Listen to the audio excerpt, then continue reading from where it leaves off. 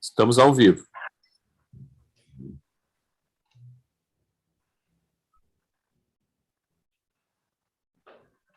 Boa noite a todos. Olá, muito boa noite. Estamos dando início. Estamos ao vivo. Estamos dando início. Estamos ao vivo. A mais um evento da nossa Comissão Nacional Boa de noite Direito a todos. Desportivo. Boa noite a todos. Olá, muito boa noite. Estamos dando início. Estamos ao vivo. Estamos dando início. Eu acho que deu um probleminha no áudio aqui. Então, vou reiterar boa noite a todos os presentes aqui no evento, todos que nos assistem, nos acompanham. Este é mais um evento da nossa Comissão Nacional de Direito Desportivo, da ABA. E hoje nós temos aqui grandes nomes do direito desportivo. A live será conduzida pela nossa querida colega, doutora Mônica Flauzino, que é uma brilhante advogada, professora, membro da ABA também, e tem realizado um trabalho incrível à frente dos eventos da ABA. Contamos com a participação ilustre aqui do doutor Paulo Henrique, que é um advogado de grande renome na área do direito desportivo, também é presidente da Comissão de Direito Desportivo da OAB Goiás. Temos também como participante do evento a doutora Flávia Zanini, que é uma brilhante advogada também, que é presidente da SBDD, Sociedade Brasileira de Direito Desportivo. Então, saúdo a todos aqui que nos acompanham e passo a palavra desde já para a doutora Mônica, desejando um excelente evento, um excelente espetáculo hoje a todos os presentes. Doutora Mônica. Boa noite a todos. Sejam muito bem-vindos nesta noite maravilhosa que estamos iniciando a Comissão de Direito Desportivo da ABA. Como bem falado pelo doutor Diego, nós estamos aqui com dois nomes admiráveis dentro do direito desportivo e as apresentações vão ser feitas por ele, inicialmente, gratidão. E para vocês que estão nos acompanhando, hoje nós vamos falar de um tema muito importante sobre a importância, a inclusão do esporte no meio social. Eu vou começar com a nossa nobre colega, doutora Flávia Zanini, que faça a sua apresentação, por gentileza, nessa noite maravilhosa da Comissão de Direito Esportivo da ABA. Boa noite. Boa noite. Primeiramente, quero agradecer aqui ao presidente Marcos Elias, ao doutor Diego, pelo convite da live, dizer aqui que é um prazer estar com a Mônica, encerrando aqui esse mês tão importante para a gente, né, esse mês da mulher, tão representado aqui a comissão pela Mônica. É um prazer dividir com o Dr. Paulo Henrique, inclusive essa semana, né, almoçamos, conversamos sobre o tema bastante, ele está fazendo um mestrado brilhantemente na PUC de São Paulo. Então, um prazer estar com vocês aqui hoje. E, dando continuidade aí, quem está nos assistindo, aqui de Goiás, o nosso presidente da nossa Comissão de Direito da OAB Goiás, doutor Paulo Pinheiro, uma honra você estar fazendo a apresentação. Nossa ilustre doutora Flávia já iniciou, né, doutora? Mas eu estou te dando boa noite, né? E bem-vindos à nossa live aí da ABA. Boa noite, doutor Paulo. Doutora Mônica, muito boa noite, é uma satisfação muito grande estar aqui com vocês nessa noite, agradecendo desde já o convite, agradecendo também o nosso presidente da Comissão Nacional de Direito Desportivo da ABA, doutor Marcos Ibias, também ao nosso vice-presidente, doutor Diego Paim, e uma felicidade também muito grande, imensa, de ladear essa live de hoje com um dos maiores nomes do direito desportivo a nível mundial, que é a doutora Flávia Zanini, doutoranda em Direito Desportivo, tem hoje a principal obra de doping no nosso Brasil, que serve de um estudo muito aprofundado, que foi a dissertação de mestrado dela na PUC São Paulo. Então, estou muito feliz de estar aqui e espero que possamos fazer um bate-papo muito agradável e contribuir sempre para o crescimento do nosso desporto brasileiro. Um abraço. Então, nós estamos iniciando, e o tema dessa live é o esporte como meio de inclusão social. E vamos falar sobre esse tema, doutora Flávia. Como que há essa inclusão no meio social? Então, Mônica, até vou deixar depois para o doutor Paulo, que ele já sabe esse lado melhor que eu, de falar essa parte constitucional e o quanto, né, o esporte vem aí com essa importância, com essa colocação de inclusão. Eu sempre trago, eu gosto de trazer muito aqui, eu gosto muito de pessoal português, né, e tem o Jorge Bento, que fala muito bem, Carlos Neto também, sobre a questão da inclusão desde a infância e qual é a importância dessa forma de inclusão social do esporte. Até essa semana eu tive com o Dr. Paulo na PUC e a gente discutiu muito, conversou sobre essa questão de até onde, né, uma criança começando inicialmente esporte, isso profissionalmente deve ser visto como uma coisa boa ou ruim. Então, o esporte, ele na verdade, ele na nossa Constituição, eu acho ele um pouquinho, até comento isso, espero que o Dr. Paulo tenha uma outra visão, daí pode completar de uma outra forma, mas eu acho que nosso artigo 217, ele foi copiado, né, da Constituição Espanhola. Então, ele fala que é dever do Estado fomentar o desporto. E quando ele traz esse fomentar, ele tira um pouquinho dessa obrigatoriedade de inclusão, ele traz, assim, eu entendo sempre a Constituição, as pessoas que tentam sair dessa tangente um pouquinho, não tendo como uma obrigatoriedade, ou tendo uma forma, eu tenho que impulsionar, né, porque no nosso país o fomento é um pouquinho assim, eu estimulei. E eu acredito que a inclusão, ela vem como uma obrigação social, né? O esporte, ele é algo que a gente sempre viu mal colocado em escolas, a gente sempre viu a educação física como sendo aquela matéria que a pessoa, às vezes, não quer participar, ou, às vezes, aquela matéria que é uma vez por semana e que não é muito tida como importante para a escola, né? E agora a gente tem visto, principalmente nessa função que passamos aí pela pandemia, o quanto é importante o estímulo da inclusão esportiva desde a primeira idade, né? O quanto uma criança que tem o corpo são acaba refletindo na sua mente só. Então, eu acredito sempre que a forma da inclusão, nós trabalhamos muito aí a nossa discussão, né, Paulo, essa semana com a questão da dignidade da pessoa humana, o quanto garante essa dignidade e o quanto fortalece essa prática desde a infância. Então, eu acredito que esse tema da inclusão social ele é muito importante, porque a gente vê desde crianças assim com problemas físicos se encontrando no esporte. Hoje a gente tem aí as Paralimpíadas brilhando, né? Como as Olimpíadas, a gente tem esse público para assistir, a gente tem essa inclusão vindo cada vez mais forte, não só de pessoas que tenham algum tipo de deficiência, como a facilidade do agrupamento, dos esportes de equipe, assim como os individuais também. Então, eu acredito que tudo isso é muito importante. O pessoal fala muito também na questão do aprender a perder, do aprender a ganhar, né? Então, acho que tudo isso vem com essa inclusão esportiva, né? Eu não vou falar muito, porque daí o Paulo pode falar, e a gente vai rebatendo, como eles falaram aqui, Paulo, que é um bate-papo, você entra aí, corta, fala, e a gente vai. Doutor Paulo, qual a importância do esporte para a inclusão social? Olha, doutora Mônica, a doutora Flávia ela já fez um apanhado geral de toda essa situação, traz aí uma opinião muito forte acerca de como o nosso país, o nosso Estado traz isso a nível constitucional.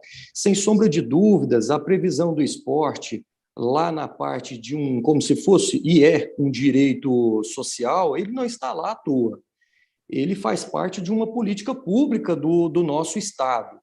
Então, tem uma ligação direta a diversos outros valores também, uma ligação direta, sem sombra de dúvidas, a uma parte essencial de maior valor dentro da nossa Constituição, que é a proteção à vida, e, queira ou não, o esporte é uma parte da ligação à vida, ligação à saúde. Então, tem essa previsão por ser parte da nossa própria política pública do nosso Estado. Então, quando nós trazemos uma situação de inclusão social, temos que fazer essa análise, como a Flávia disse, e nós debatemos isso muito realmente essa semana, até fazendo a ligação dessa questão com a dignidade da pessoa humana, não também a nível da criança, a nível do adolescente, não só necessariamente promover o esporte como uma tentativa de se virar um alto rendimento ou não, apenas como integração, como lazer, como parte ali da sua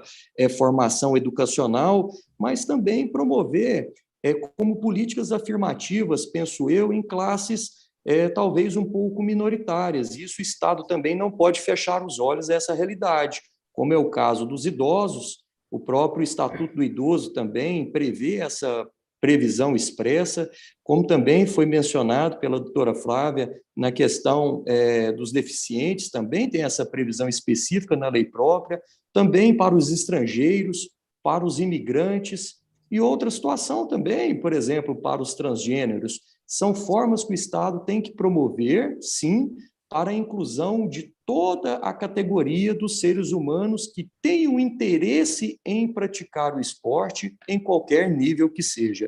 É um tema de extrema relevância, é um tema de muito vulto e que cabe uma análise em diversas vertentes. Quais que são, na opinião dos doutores, os pontos de partida para o fortalecimento dessa visão da consciência da importância do direito desportivo, do esporte para essa inclusão? Quais seriam os pontos para fortalecimento? Então, Mônica, eu acho assim, toda vez que a gente vai acabar num setor privado e a gente começa isso pelo público bem trabalhado, a gente vê a diferença, né? Eu gosto muito, eu tenho um dos meus diretores lá da SBDD, o Vinícius Morrone, que eu acho ele brilhante, assim, e ele sempre coloca nos estudos dele a questão, por exemplo, da gente ver o esporte com a diferença climática, né, de cada país, de cada estado, e aí fazer aquele estímulo o que aquela região tem de melhor para oferecer. E oferecer também para as pessoas da região o que existe de melhor nesta prática esportiva. Hoje, quando a gente chega em Vitória, por exemplo, é um dos lugares do Brasil que eu cito, porque é o que mais me chamou a atenção no chegar, e olhar todo o entorno com quadras públicas que são agendadas via celular, né, e tem a condição de usar uma quadra de basquete, de vôlei, de futebol. Isso tudo estimula a população, tem aqueles equipamentos para idoso, né, que foram colocados aí em várias das nossas capitais, mas não é o colocar, é o como é que eu uso disso, como é que é a supervisão disso. Nós temos pessoas, e quando a gente fala, né, na questão da inclusão esportiva, a gente está falando uma inclusão com cuidado, a gente não pode, por exemplo, largar alguma coisa simplesmente e isso via gerar para a população lesão, ou estar num ambiente que pode ter risco de assalto, pode... Então, toda essa proteção em volta vai, e a forma que isso for colocado, ela vai estimular ou não. Eu vejo aqui, por exemplo, no Sul, agora que é um lugar frio, que é um lugar que não teria tanta condição, o beach tennis está numa moda total. Por quê? Porque os ambientes onde ele é colocado, justamente por a gente não ter praia, eles são convidativos. Eles acabam colocando uma música legal, eles acabam fazendo um ambiente em volta de bar para depois. Então, ele traz, né, toda essa questão agradável do esporte. Só que nós temos que ver aqui que, quando a gente fala em inclusão, a gente está falando nessa responsabilidade da política pública também, né? Então, a gente não pode só elitizar, só pensar assim, de que forma isso, essa inclusão é feita em clubes, essa inclusão é feita em outros ambientes privados, mas também o que ela é ofertada e como ela é ofertada à população, né? Que cuidados tem, quais são os profissionais que estão cuidando ali, eles estão dando alguma dica de nutrição também, estão dando uma olhada do lado, tem alguém para medir pressão, para ver todas as situações. Então, acho que toda essa questão de inclusão vem com essa responsabilidade, e tudo isso é uma responsabilidade dos nossos governantes, né? Então, quando a gente discute, assim, a gente pode discutir o que a gente quiser. Agora, se isso vai dar certo ou não, vai depender da responsabilidade e comprometimento. Entendo. Doutor Paulo, a mesma pergunta, o mesmo questionamento. Nós temos aí, foi muito bem mencionado pela doutora Flávia, né, o comprometimento que o agente público precisa ter nessa promoção dessas políticas públicas. Nós temos o mundo, né, doutora Mônica, o mundo ideal e o mundo que é possível também ser colocado na prática.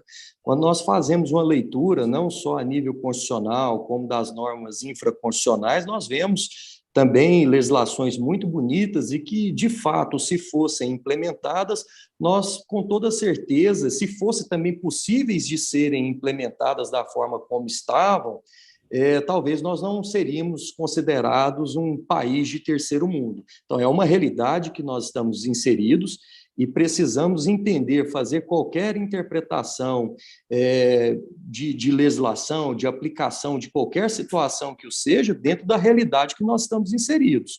E o esporte, queira ou não, ele decorre do próprio fato social. E aí é muito interessante essa posição da doutora Flávia, eu concordo com ela, cada região tem a sua forma, né, ali, a sua cultura ali específica, os seus valores, e, por exemplo, o pessoal da região norte tem um, centro-oeste tem outro, sul também, talvez com aptidão para uma prática esportiva melhor do que a outra e tudo mais.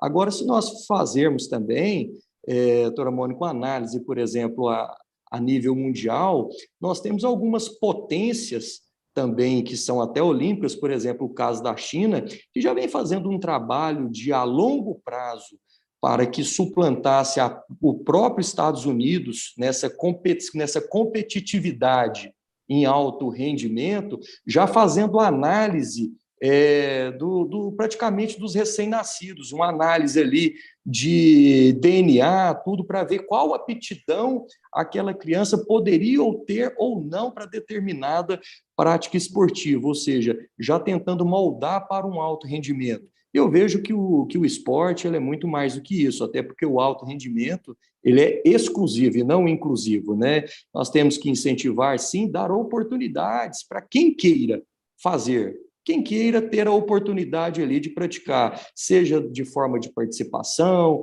seja como mero lazer também, para que possa ter melhoria, principalmente em sua qualidade de vida. Até porque, sempre quando vamos em qualquer médico que o seja, a primeira recomendação que eles fazem, você está praticando alguma atividade física? Atividade física praticamente ali correlacionada com algum tipo, em sentido amplo, de esporte, não aqui parando para fazer uma análise meramente dogmática, mas uma análise bastante simplista. Você faz uma caminhada, você faz uma corrida mínima que seja, ou seja, isso é uma forma que o Estado tem que buscar oportunizar em todas as suas vertentes. Nós recebemos uma pergunta aqui e nós agradecemos a pergunta e vamos fazer para os nossos convidados. Como é que vamos fazer para a inclusão das pessoas com necessidades especiais, doutor Paulo, doutora Flávia? Por exemplo, nós temos uma legislação nacional, federal, né, que já, por exemplo, determina a obrigatoriedade também da inclusão dos portadores de deficiência na prática esportiva. Temos também na própria Lei Pelé, se nós formos a fazer uma análise acerca de repasse de recursos públicos, decorrentes, por exemplo, da própria Lei Agnello Piva, que já traz também um percentual de valores destinado, por exemplo, para o Comitê Paralímpico Brasileiro, para um desenvolvimento desse fomento para o alto rendimento paralímpico. Enfim, hoje, por exemplo, e também não podemos negar essa realidade, é muito importante ter isso em mente. Hoje, por exemplo, a quem atua na área trabalhista, que é o seu caso também, doutora Mônica, por exemplo, hoje, quando abrimos uma necessidade de contratação para algum trabalhador com deficiência, raramente nós conseguimos preencher aquela vaga. Você já reparou isso? Ou seja, para o esporte também, é claro que tem que se ter esse fomento, buscar, porque é uma forma de tentativa também daquela pessoa se sentir importante, se sentir incluída dentro da sociedade. Mas é importante também entender a forma que esse repasse é feito, a forma como ele seria aplicado ali no seu dia a dia. Doutora Flávia? A doutora ouviu a pergunta? Ouvi, sim, não, acho perfeita a colocação do Dr. Paulo, e o que eu completaria é que muitas vezes a gente não vê as pessoas assim, com portadoras de deficiência em certos lugares, ou principalmente nessas questões esportivas, porque elas entram nisso a partir do momento de uma faixa etária maior. A gente não vê assim, essa facilidade com crianças terem esse acesso, né? As crianças portadoras de deficiência poderem praticar exercício físico, terem essa inclusão esportiva desde cedo, tanto que quando se vê assim as questões de competição, se vê muitas pessoas que eram atletas, tiveram algum tipo de acidente e se adaptaram, né? A gente vê muitos atletas aí adaptados, mas a gente não vê muito a criança com deficiência que não tem uma condição financeira boa tendo esse acesso. A gente vê algumas crianças assim que vão para a natação porque os pais levam, pagam, tem dinheiro, mas a gente não vê piscinas em lugares públicos que viabilizem essa possibilidade de ter uma natação com acesso. Então, acho que muito quando essas vagas, essas preenchem, essas questões de equipe, tudo, para o paradesporto, ele tem uma dificuldade maior do que o desporto normalmente, porque não existe essa preparação, né? Não existe essa base para a questão do portador de necessidade. Certo. Doutor Paulo, qual que é o papel da escola nessa responsabilidade da inclusão do direito do esporte dentro do tema que nós estamos abordando? O papel da escola, na minha opinião, doutora Mônica, ele é essencial, ele é fundamental, até porque, a princípio, o primeiro contato de uma forma um pouco mais metódica da criança com o esporte, ele inicia-se dentro da escola. É uma ferramenta de própria educação. Quando nós fazemos uma análise também, por exemplo, aqui pensando no aspecto histórico, incluindo ali o esporte, né, na década de 60 e tudo mais ali, o esporte estava ligado diretamente ao próprio Ministério da Educação. Então, é um indicativo muito claro de que faz parte desse meio de desenvolvimento, de inclusão da criança, do despertar dele para a prática esportiva, seja de forma lúdica, que é a maioria que se desenvolve, ou um despertar também ali para melhores aptidões, se buscando uma formação esportiva um pouco diferenciada, para, quem sabe, no futuro também se chegar a um alto rendimento. Por isso a importância da educação física. É essencial para poder despertar isso com professores, com os profissionais devidamente qualificados, preparados, para buscar que esse formato lúdico da criança possa se fazer com que ele se desperte posteriormente o interesse em praticar um desporto formal, vamos pensar assim, alguma modalidade dentro desse sistema do desporto formal. Doutora Flávia, qual que é o seu posicionamento? Então, Mônica, eu acho que nós aqui como advogados e acadêmicos, a gente tem o dever de estimular algumas coisas, então vou trazer aqui uma dúvida, uma coisa que eu tenho sempre, também coloco, que é a questão do esporte como exclusão social, né?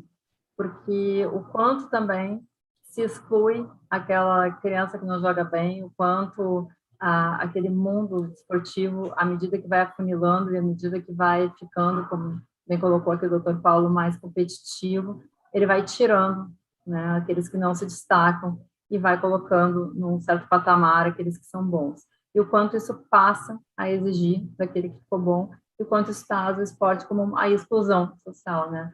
A gente vê aquela criança que se dá bem com os colegas na sala de aula, interage, mas chega na hora do recreio e ela não sabe jogar futebol, então ela não vai para aquela turminha ser selecionada. A gente vê naquelas grupos, seja em parques, seja em escolas, de basquete, de vôlei, aí chama um para escolher e tem aquele que é o último a ser escolhido. Então, acho que isso para nós aqui que somos professores também, a gente tem que pensar uma solução, e eu nunca achei, por isso eu trago para cá essa dúvida, de como efetivamente a gente não tem uma frase do esporte como inclusão, mas a gente ter realmente uma meta do esporte como inclusão. Doutor Paulo, Alguns projetos de lei prevêem a contratação por empresas de ex-presidiários e de moradores, né? Como seriam e qual que é a sua posição em relação a esse questionamento?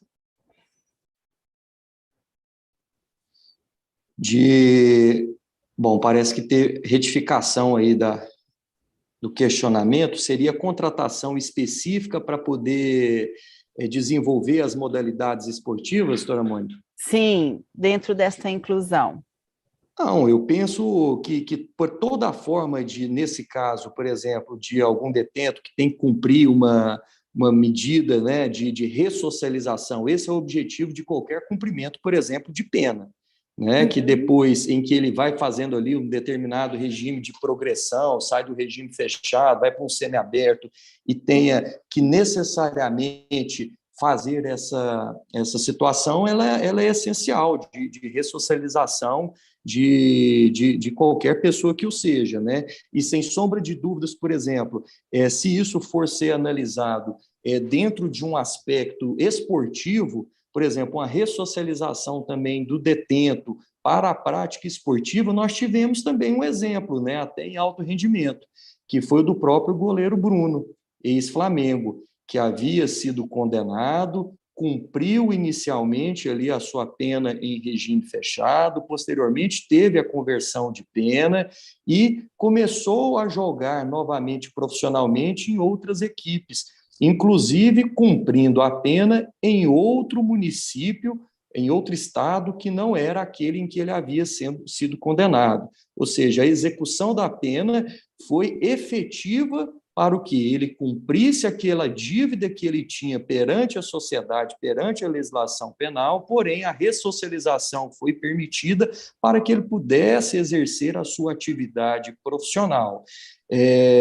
Claro, tiveram inúmeras críticas, tem críticas até hoje, porque alguns entendem, e eu discordo frontalmente, de que a pena tem que ser perpétua, a pessoa tem que, enfim, acabar ali, matar a pessoa. Não é o caso. Nossa Constituição veda totalmente isso, né? A lei do talião, do olho por olho, dente por dente, isso já não existe há milhares de anos. Então, são acertadas, inclusive, outras possibilidades também de detentos que, eventualmente, tenham também fazer ressocialização. Eu, particularmente, sou totalmente favorável, desde que haja, obviamente, o monitoramento e ali a fiscalização do cumprimento das atividades que foram repassadas. Doutora Flávia, a mesma pergunta, qual que é o seu posicionamento? Bom, gente, eu sou uma pessoa muito de direitos humanos, então eu já quase morro só de ver essa mistura, né? Porque, tipo assim, colocar no mesmo balaio presidiários com moradores de rua é um absurdo, né? Porque um presidiário, ele cometeu um delito e eu acredito que essa reinserção dele, essa ressocialização, depende, né? Depende de como ele vai ser conduzido, depende do crime que ele estava pagando, depende de uma série de fatores, né? Como bem colocou aí o doutor Paulo, quando a gente vem numa situação como foi o goleiro Bruno, que é uma situação de uma comoção nacional, de uma rejeição, antes de pensar em inserir ele no esporte, tem que pensar em inserir ele num contexto social todo para que ele possa posteriormente ser aceito no esporte, senão vai refletir, obviamente, uma coisa na outra. Morador de rua não é um defeito, não é alguma coisa de caráter que a gente precise ter um trabalho social para uma reinserção. Aí nós estamos tratando mal. Aí eu acho que a gente iria lá para o artigo 6º da Constituição, né? A gente vai mais nos direitos sociais, como é que está sendo atendido o direito dele à saúde, habitação, alimentação, para ele poder ser inserido no esporte. Porque ainda um presidiário, nessas condições, é mais bem tratado que um morador de rua. Ele tem a alimentação toda garantida, ele tem o horário lá de pátio. Claro, não estou falando, gente, que isso seja bom. Eu trabalhei 10 anos na Secretaria de Segurança, então eu falo para vocês assim, com certa propriedade, né? Nós não podemos nunca comparar, porque o morador de rua, ele não tem esse atendimento, né? Ele não tem, ele come, como é que ele vai fazer esporte, gente? Então depende, né? Essa situação de analisar, ele vai ser tratado antes, então tudo isso acho que é um reflexo. O pensar em uma inserção desportiva vem depois da gente trabalhar as outras áreas, depois da gente garantir esses direitos sociais que teriam no artigo 6º, ele está com moradia, com alimentação, para pensar numa outra condição. Então, acho que nesses dois casos que a gente trata, a inserção no esporte seria posterior. Então, eles não seriam mais, né, tratados nem como moradores de rua e nem como presidiários. Certo.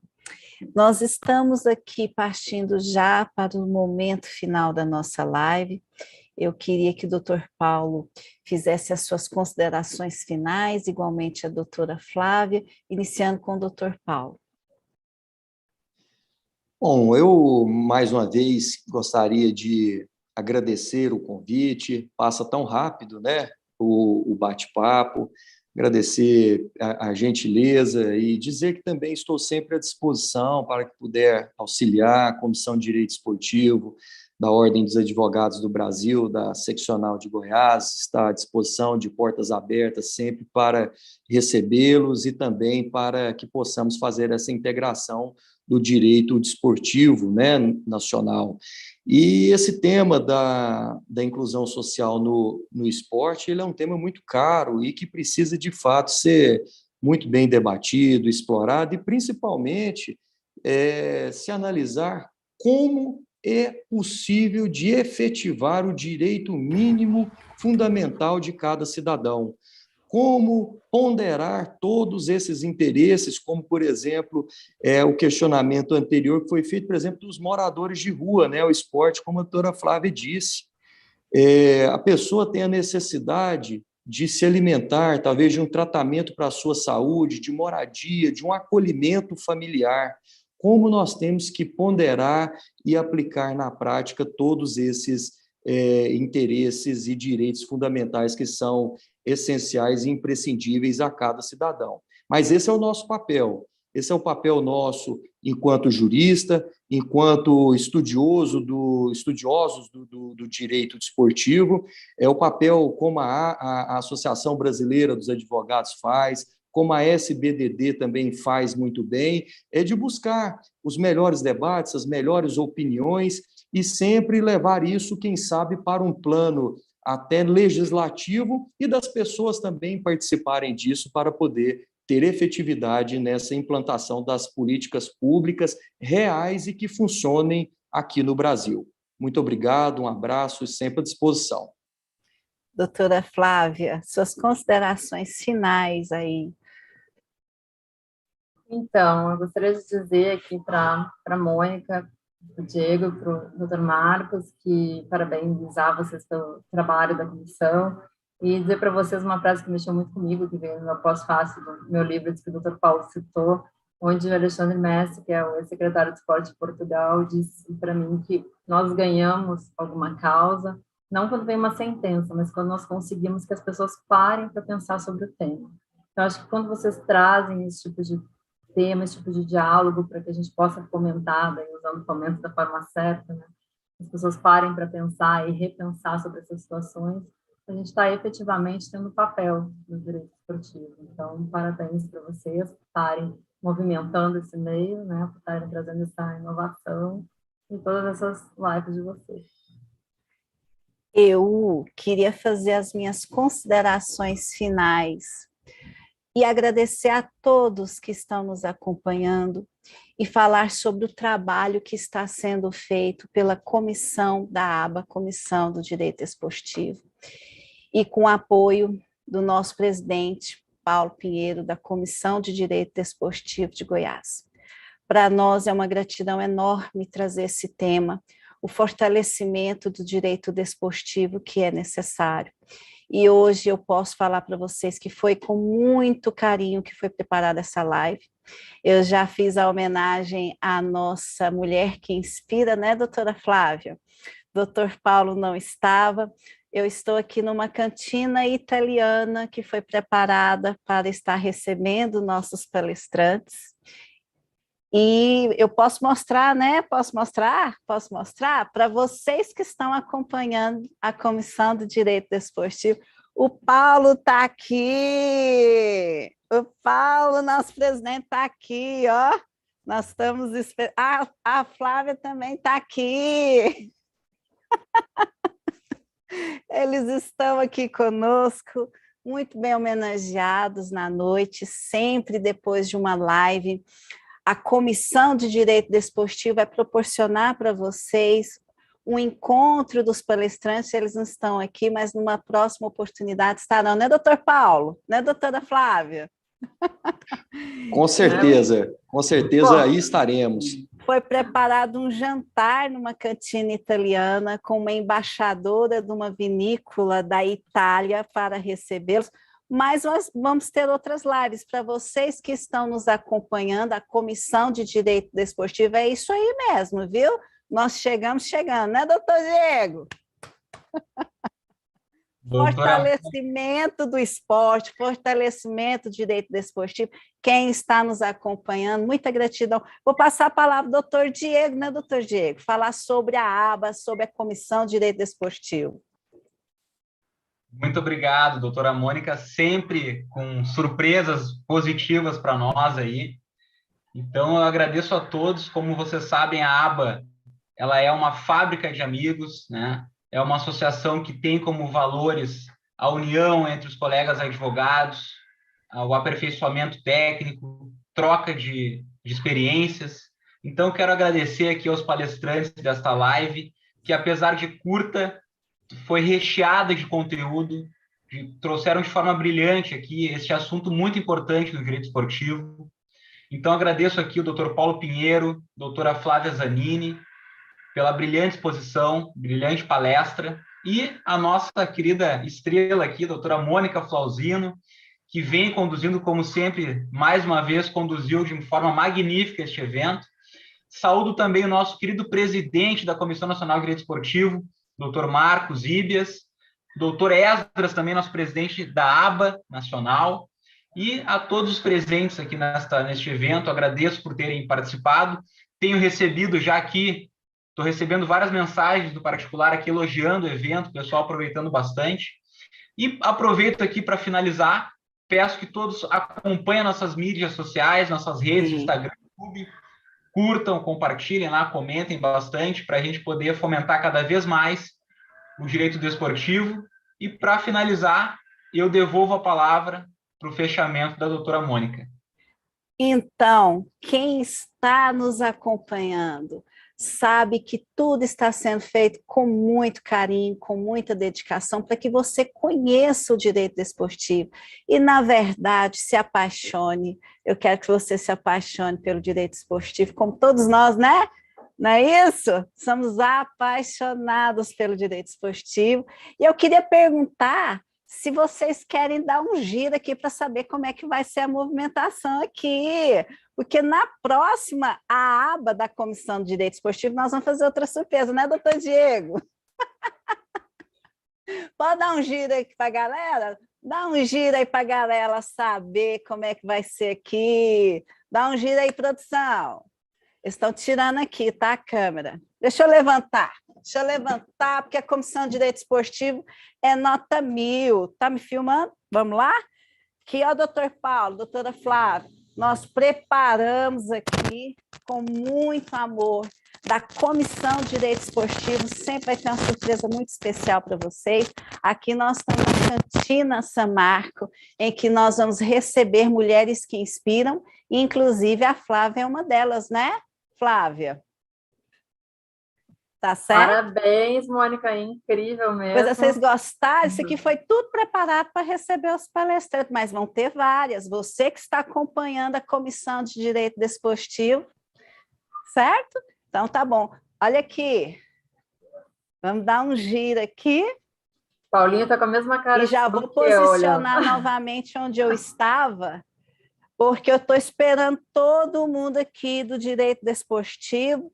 Doutor Paulo vai estar comigo aqui depois, quem está nos acompanhando também. E a dica é o seguinte: apaixone pelo direito esportivo. Fechou?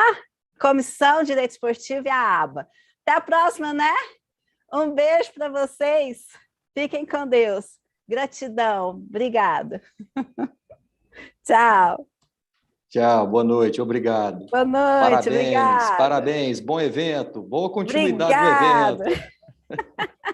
Aqui, ó, vocês estão aqui, ó. Vocês estão aqui.